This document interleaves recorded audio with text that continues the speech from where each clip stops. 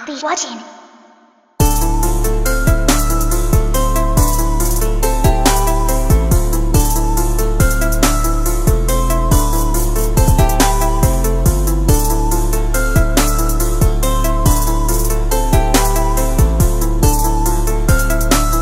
Cette fois-ci, l'ambiguïté est de taille. Pour ce nouvel opus, titre particulièrement sombre, une interrogation s'impose immédiatement. Qui est réellement cette fameuse Twilight Princess? S'agit-il de Zelda, d'une autre famille royale ou d'une entité totalement différente? Le jeu va être parsemé d'indices, nous emmenant dans des directions différentes. Parfois contradictoires, jusqu'à une révélation finale qui redéfinit entièrement le sens du récit. Et l'écriture de notre héros va bénéficier cette fois-ci d'un traitement inédit. Un lore déjà amorcé par The Wind Waker, mais qui prend ici une ampleur toute particulière. Aujourd'hui, je vous propose de parler de The Legend of Zelda Twilight Princess, où nous allons analyser le scénario et bien évidemment les symboles du jeu. Donc si vous êtes un habitué de la chaîne, vous savez que mes vidéos sont principalement centrées sur le récit et le scénario de ces jeux. Et c'est une fois de plus ce qu'on va faire ici aujourd'hui. L'histoire commence dans le village de Toll, où nous faisons la connaissance de Link, un jeune fermier respecté de son village, admiré par les enfants et intégré à sa communauté. Et immédiatement, une nuance fondamentale apparaît. Là où Ocarina of Time nous présentait un Link rejeté, marginal et différent, Twilight Princess nous introduit un Link déjà reconnu presque adulte. C'est une rupture forte avec l'écriture traditionnelle du héros dans la saga. Et cette approche avait déjà été amorcée dans The Wind Waker. Et elle installe une nouvelle manière de raconter la légende. Link ne cherche plus à exister, il va devoir accepter de devenir héros sans jamais cesser d'être anonyme. Et la menace surgit très vite, au plus près de son quotidien. Dans la forêt de Firon, proche de Toll, les enfants sont attaqués par des mogoblins et des créatures venues de l'ombre. La forêt bascule dans le crépuscule. Les enfants sont capturés, c'est la première fois qu'un jeune adulte a la responsabilité de sauver des enfants dans un opus de Zelda. Puis Hyrule tout entier va être touché. Les habitants se transforment en sorte d'aura spectrale, errant sans conscience dans leur état. Tous, sauf un, Link. Cependant, il est aussi transformé et devient un loup.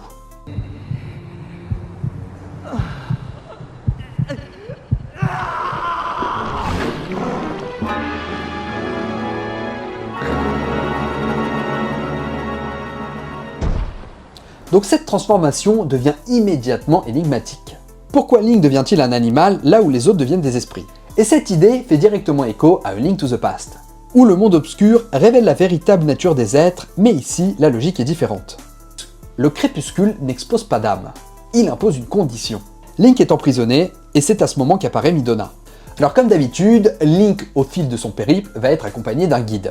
En l'occurrence, cette fois-ci, il s'agit de Midona, mais celle-ci se distingue de tous les guides que nous avons eus dans les précédents jeux. Elle est moqueuse, autoritaire et ambiguë. Elle donne des ordres, se joue de Link, semble agir uniquement pour ses propres intérêts. Et surtout, elle porte ce casque de pierre, dissimulant un œil dont le design évoque étrangement le masque de Majora. Midona est bien plus qu'un guide. Elle est à bien des égards le miroir inversé de Zelda.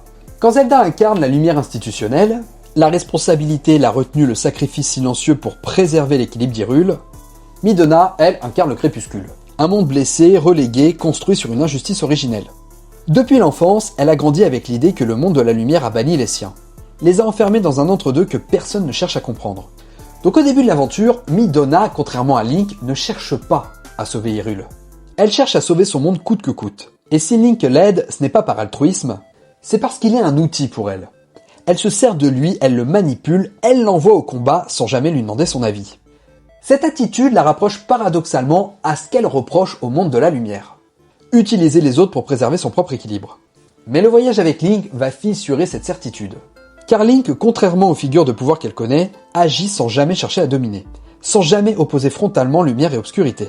Il aide les peuples du crépuscule comme ceux de la lumière. Il ne hiérarchise pas la souffrance, il ne choisit pas un camp, et c'est précisément là que Midona évolue. Elle comprend peu à peu que la lumière et l'obscurité ne sont pas des forces opposées, mais deux états dans un même monde. Deux réponses possibles à la perte, à la peur et à la domination. La destruction du miroir des ombres n'est donc pas un rejet, c'est un acte de maturité. Midona comprend que préserver son monde ne signifie pas l'imposer à l'autre, et qu'un équilibre forcé n'est jamais un équilibre juste. Et c'est en cela qu'elle devient la véritable princesse du crépuscule. Non pas celle qui règne, mais celle qui renonce.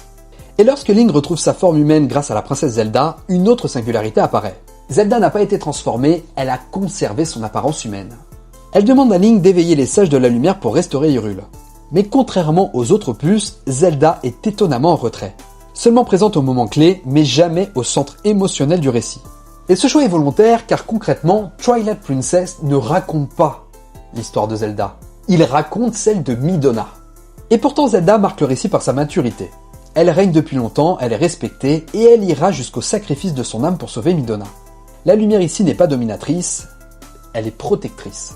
Link devra régulièrement retourner dans le monde du crépuscule, retrouver sa forme de loup et récupérer les perles de lumière dérobées par les insectes.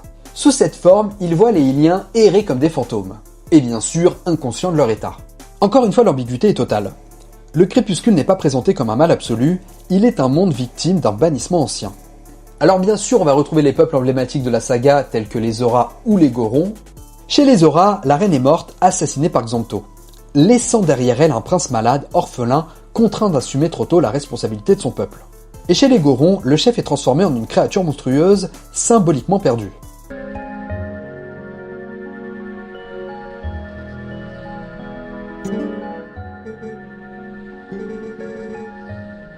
Donc partout, Twilight Princess parle de perte, de transition et de deuil. D'ailleurs, parlons un petit peu d'un des antagonistes du jeu, Xanto, l'usurpateur. Xanto est l'un des antagonistes les plus brillamment écrits de la saga Zelda, précisément parce qu'il déçoit volontairement. Lors de son introduction, tout en lui inspire la terreur. Sa posture, son silence, sa puissance écrasante, il impose sa domination sans effort, il humilie Link et il brise Midona. À ce moment-là, Xanto est présenté presque comme une figure divine, calculatrice et bien évidemment totalement malveillante. Mais cette image est une illusion. Lorsque Link l'affronte réellement, Xanto s'effondre. Il devient excessif, désarticulé, presque grotesque. Il gesticule, il crie, il perd toute contenance. Et ce contraste est volontairement dérangeant. Car Twilight Princess nous révèle alors la vérité. Xanto n'a jamais été puissant par lui-même. Sa magie ne lui appartient pas, son autorité est empruntée et son rôle est usurpé. Il n'est pas un conquérant, il est juste un envieux. Un être frustré, incapable d'accepter sa propre insignifiance, qui a préféré devenir le pantin de Ganondorf, plutôt que d'assumer sa place réelle dans le monde du crépuscule. Et c'est précisément pour ça qu'il en devient presque ridicule. Parce que privé de l'aura qu'on lui a prêtée, il ne reste rien. Xanto est la démonstration parfaite que la peur est parfois plus efficace que la puissance réelle. Car en réalité, le véritable antagoniste est bien Ganondorf, qui revient de son bannissement suite à Ocarina of Time. Ganondorf est condamné par les sages et devait être exécuté. Grâce à la Triforce, il survit et est banni dans le monde du crépuscule, et ainsi Ganondorf devient le lien direct à Ocarina of Time. Le crépuscule n'est donc pas un enfer, c'est un monde de bannissement devenu civilisation. Ganondorf utilise Xanto comme une marionnette, et Link va retrouver la Master Sword, visitant le Temple du Temps et l'héritage de Ocarina of Time devient plus explicite.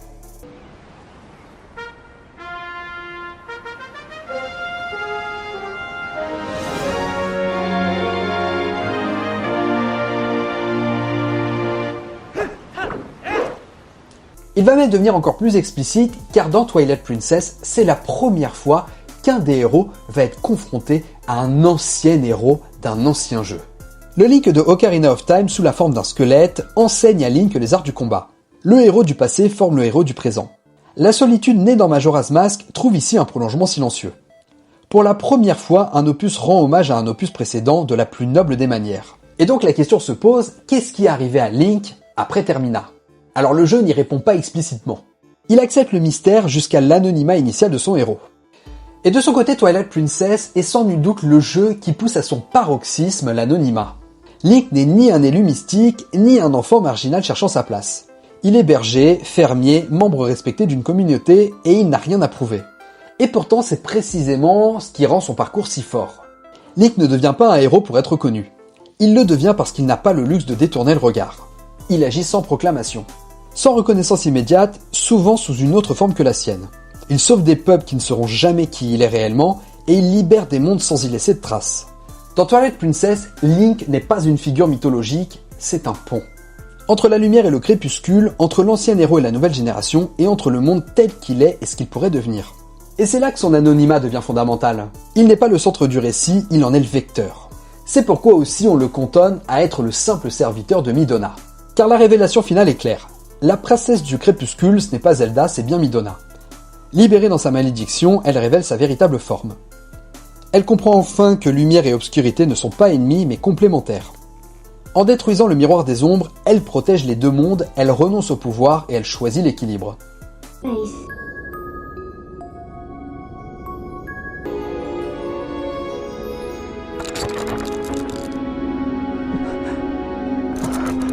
Donc ce qu'on peut dire, c'est que Twilight Princess est véritablement une œuvre de nuances. Il ne dit jamais que la lumière est bonne, ni que l'ombre est mauvaise. Il parle d'héritage, de responsabilité et d'équilibre. Et c'est peut-être le jeu qui relie le plus intimement toutes les générations de héros. Une légende transmise, un silence respecté et un crépuscule nécessaire. Et c'est là-dessus que nous terminerons cette vidéo. Merci beaucoup de l'avoir suivi jusqu'au bout, j'espère qu'elle vous aura plu. N'hésitez pas à liker, partager, commenter, c'est ce qui aide le plus la chaîne. Vous pouvez également devenir membre soutien et avoir accès du contenu en avant-première. En attendant, pensez à vous abonner pour ne pas rater les prochaines vidéos. Moi je vous laisse, ciao les amis.